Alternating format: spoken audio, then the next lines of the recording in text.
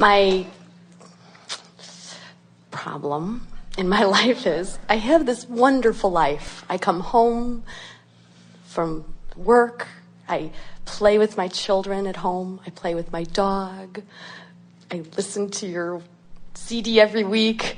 And I really feel so incredibly thankful. My contrast is, and this is not very deep, I procrastinate. My house is a mess. I have clutter everywhere. I don't want to do the dishes. I want to play. I want to have fun. Have you heard nothing from us? I know. This is what makes you fun. I know, I'm fun. You can be really neat or really fun. We choose fun. I agree with that.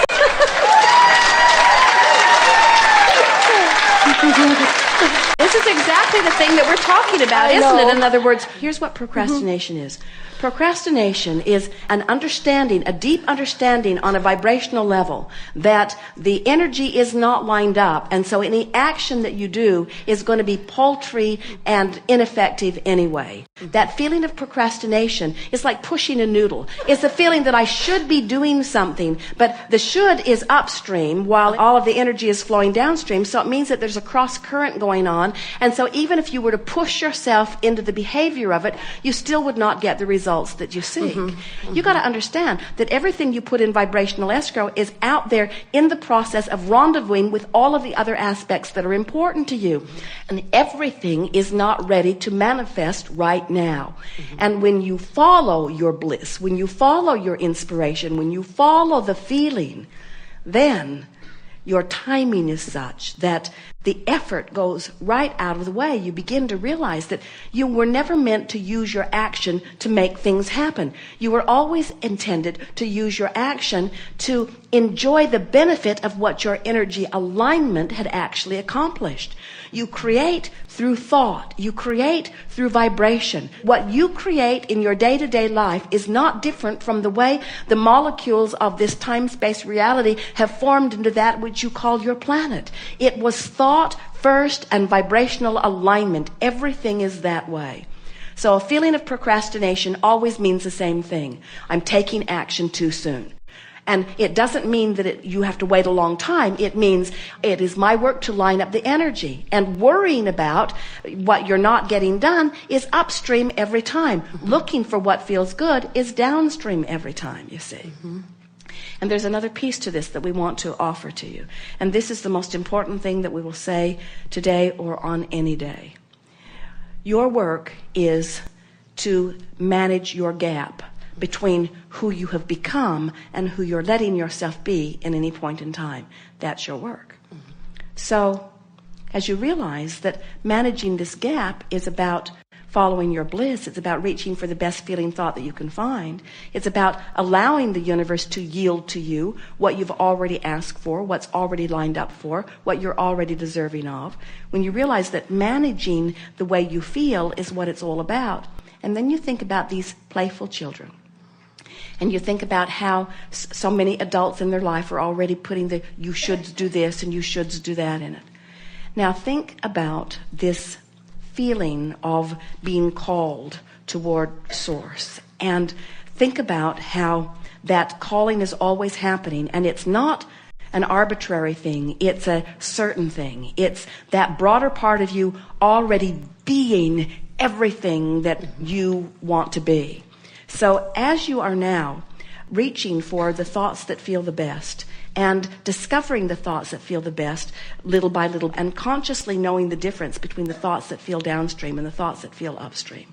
Now think about the children and their playful nature, and think about how intuitively they are reaching for the thoughts that feel the best. And then think about how the adults around them are systematically trying to train that out of them by saying things to them such as, no longer reach for the thoughts that feel the best, instead do the things that I'm telling you to do. So instead of doing what actually feels best, which is source energy calling you in the direction of all that you've become, instead you're listening to some voice that's outside of you seeking the approval of someone else. when someone holds you as their object of attention and they like what they're seeing, it feels good to you. In their appreciation of you, they're tuned into source, they're flooding it all over you. So there's a tendency to try to teach our children or anyone that we're trying to get to conform or to play along or to cooperate. There's a tendency to expect them all to disregard their own intuitive calling and replace their own intuitive calling with our rules and our intentions. As a teacher or as a mother or as a mentor, if you can just always remember that the thing that you want more than all other things put together as you're interacting with another is that you help them to always remember that their natural good feeling instincts are what they want to follow. And that if push comes to shove and they have the choice of following the feeling that feels good to them or the rule that someone else has set out, that as far as you're concerned, you want them to always follow the feeling. If you are tuned in, tapped in, turned on, and you are shining your appreciation on them, then you are a catalyst that is actually, it's like you've joined the ranks of their source energy and you are calling them in the direction of who they really are as well. So now, if you are a teacher and you are looking at them and your assumption or your determination is that they are off the beam in some way, and so now you are guiding them from your place of seeing that they are out of whack, now they are being asked to choose between you and their source, who would never do that. Can you feel the distinction in this? This is such a powerful thing to understand. And that's where people begin to lose their sense of their own guidance, where someone with a louder voice or someone with more authority or someone who has the ability to give or withhold rewards, when you stand as that kind of an arbitrator in someone's life and you're not tuned in, tapped in, turned on as you are guiding them, now they're confused about what's the right direction to take. And we think that's why you find them, for the most part, joyous when they are in the classroom with you, because you managed, for the most part, to be connected to your source as you are approaching them. So why is your clutter a problem? I panic when the front doorbell rings. Because someone may disapprove of you. Exactly. I think because I work every day in a system where there's judgment on children and adults. We're all evaluated. I think that I am very overly concerned with what others would think. All right, so and that's really, I'm working on it. Well, it's big, you see, but here's the thing, because many, as they're listening in, would say she needs to figure out how to clean up her mess. Right. And which is the opposite of what we would say to you. What we want to say to you is, you need to stop worrying about your mess. You need to not care about what somebody else thinks about your mess. In other words, that really is the bigger issue here. So now you put your boat in right where you are, try to find a statement that gives you a little feeling of relief without cleaning up the mess. Right. In other words, we don't want you to clean up the mess which changes the conditions. Right. We want you to adjust the way you feel in the conditions. So what do you say to yourself that closes that gap? I say, this is a lovely home. There's a lot of creative things happening. I can see a lot of projects going on all at once.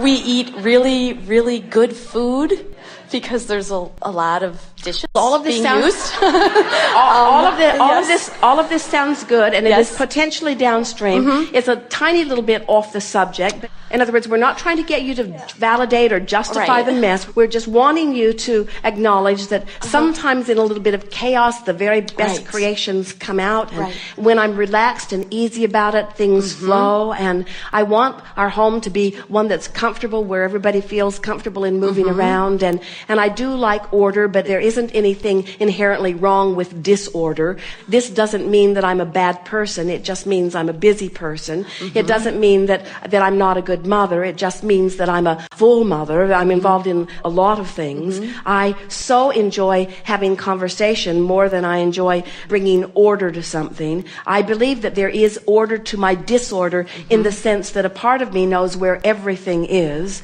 In other words, you're not trying to fix anything. You're just trying to adjust the way you feel within it. Right. Does that give you any sense of relief? Oh, yes. Yes. Now, and this is the crucial part to this. We're not guiding you to cleaning up your vibration so that then you'll be inspired to the action that will bring order to your house. We're not trying to get you to come into the back door and align energy so that then you'll get your act together and keep your house so that the neighbors will approve of it. That's not the point of this at all. Right.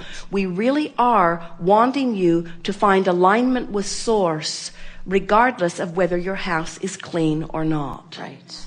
Right. And when you show yourself that you can love yourself whether your house is messy or not, that you can be proud of yourself as a mother and as a teacher and as a homemaker, in other words, we promise you, the Source within you is not proud of itself because it keeps an orderly house. The Source within you feels the way it feels because it chooses only the thoughts that feel good.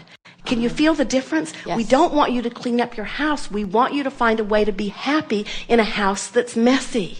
That really is what unconditional love is. And when you are happy in a house that's messy, here's the miraculous thing. It's not miraculous, but here's the seemingly miraculous thing that happens.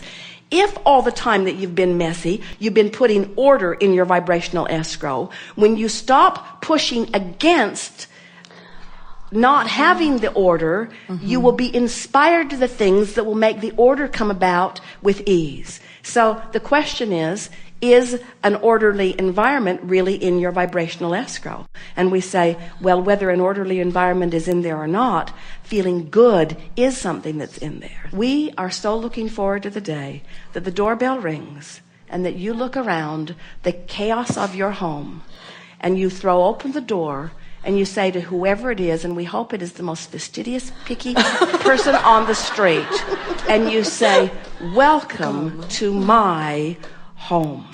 And the person walks in, and they look around, and you can almost hear what they're thinking.